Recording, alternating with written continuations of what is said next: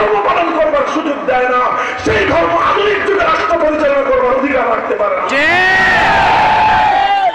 মুহতারাম হাজিরিন, ঠিক একইভাবে বৌদ্ধদেরকে জিজ্ঞাসা করবো, চায়নার বৌদ্ধদের কাছে জিজ্ঞাসা করবো, তোমার বৌদ্ধ ধর্ম অনুযায়ী রাষ্ট্র যদি তুমি প্রতিষ্ঠা করো, সেই ক্ষেত্রে উইঘুরে যে সমস্ত মুসলিম নাগরিকরা আছে তারা তাদের ধর্মের নিরাপত্তা কতটুকু লাভ করবে, তারা আযান দিয়ে নামাজ পড়তে পারবে কিনা, তারা মসজিদে গিয়ে জামায়াত হয়ে হাজার হাজার মুসলমান একসঙ্গে সারিবদ্ধ হয়ে জামাত আদায় করার ফরজ বিধানটুকু পালন করবার নিরাপত্তা পাবে কিনা, জবাব দাও।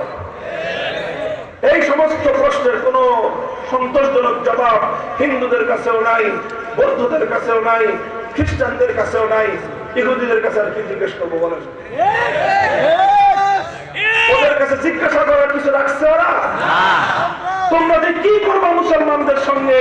সামান্য একটা ইসরায়েলের মতো সামান্য একটা রাষ্ট্র পেয়ে ফিলিস্তিনের মুসলমানদের সঙ্গে 70 বছর পর্যন্ত ফিলিস্তিনের সাধারণ মুসলমান নয়, ছোট্ট ছোট্ট বেগুনা ফুলের মতো মাসুম বাচ্চারা তোমাদের কাছে কতটুকু অধিকার পায়?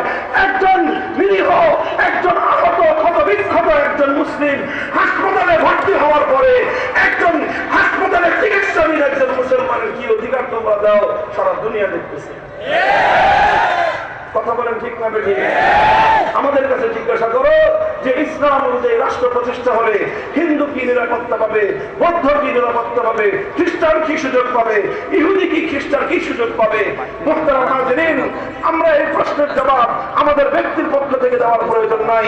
আমাদের কোরআন যা বলেছে, আমার নবী যা বলে দিয়েছেন, সেগুলো যদি বর্ণনা করতে থাকি দীর্ঘ ঘন্টার পর ঘন্টা পার হয়ে যাবে। আল্লাহ নবী বলেছেন, আল খামরু লাহুম আল খামরু লাহুম কাল খামরি লানা ওয়াল খিনজিরু লাহুম কাশশাতি লানা। আমার নবীর কথার সারমর্ম এটাই যে আমরা তো প্রশ্ন করেছিলাম তোমার রাষ্ট্রে, হিন্দু রাষ্ট্রে একজন মুসলিম নাগরিক গরুর গোশত খেতে পারবে কি পারবে না, কোন সন্তোষজনক তোমাদের কাছে জবাব পাই নাই।